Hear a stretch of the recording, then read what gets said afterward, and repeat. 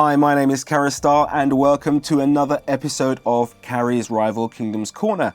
I hope you all enjoyed the Explosion of Power event this weekend gone, which allowed you to ascend both Kaina and Lyris from Legendary to Mythic.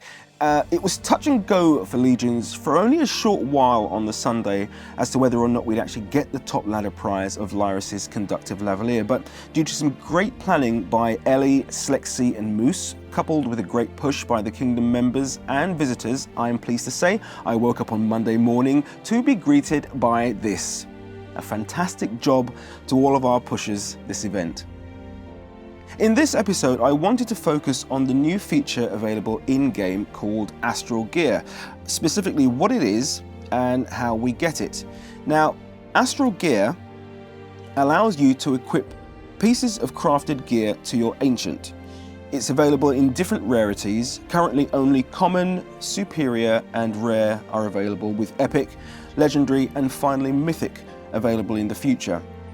As we've seen from the last event, Astral Gear is available as an event prize and probably will be available in some shape or form as event prizes in the future. But the main place they'll be available is actually in the Alchemy Workshop. So let's just have a quick look at the Alchemy Workshop. If you go to Recipes, you'll see this new tab, Astral Recipe, and you click there and here is where you will be crafting your Astral Gear and obtaining Astralite.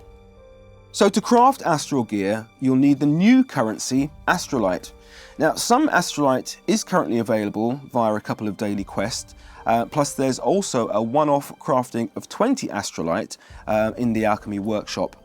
Now, so far, we've been given two pieces of Astral Gear to play with, the Astral Stone and the Inferno Glyph. The Astral Stones themselves allow you to give additional starting mana to an Ancient of your choice. So Common gives you +1, Superior +2 and Rare +3 starting mana. But only if that Ancient, you can only equip it to the Ancient that is either the same or of higher value in rarity to the Astral Stone you've crafted. So let's for example say that we have crafted a rare Astral Stone. Now, I couldn't give it, for example, to my... where is she? She's in Nature. I couldn't give it to Swiftwing, because currently Swiftwing, I've only got her at Superior. And so I couldn't give it to her because it's a rare stone.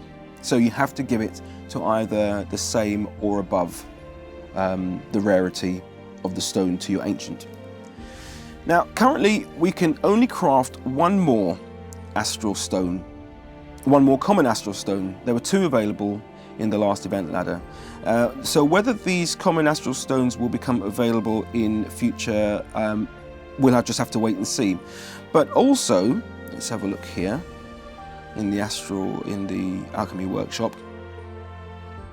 But also, there's an Astral Chest. And you can craft the Astral Chest, you can craft up to 10 at the moment using golden rings. And this gives you a chance at getting either common or superior Astral Stones or a common Inferno Glyph. Now, let's move on then to the second piece of Astral Gear available, which is the Inferno Glyph. Now, personally, this is just me, I was a tad confused because I was expecting anything to do with Astral Gear to have the name Astral in it.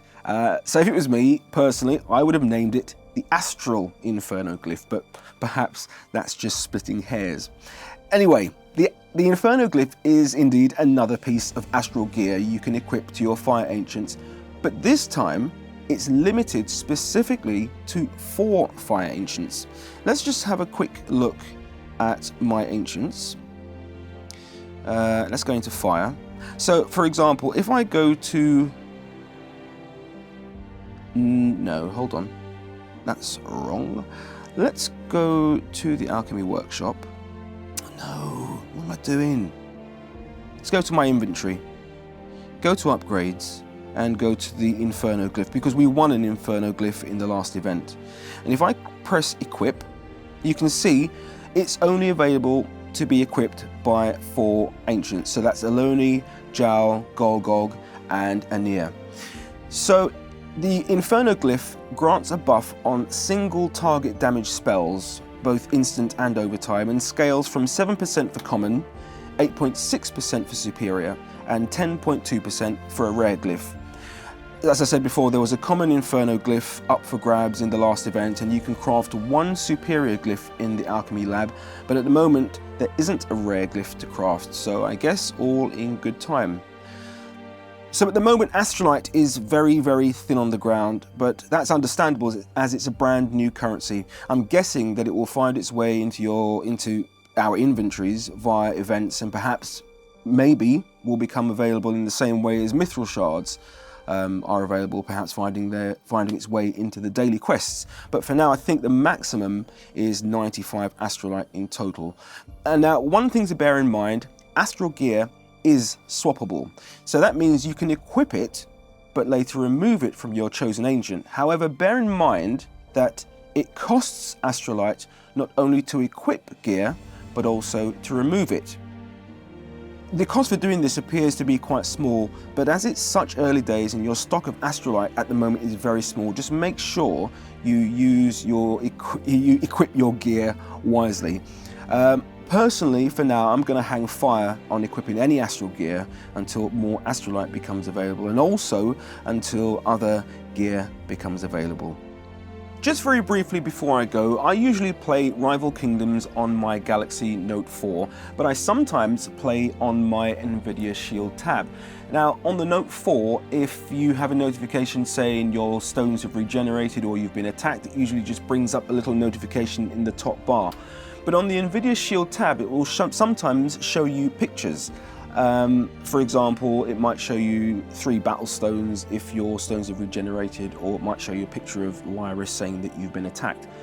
This time, over the weekend, I happened to see this picture, Shadow Souls Titan Fortress. And I'm going to guess that this has something to do with the little volcano that appeared on the map of Astara around a couple of weeks ago.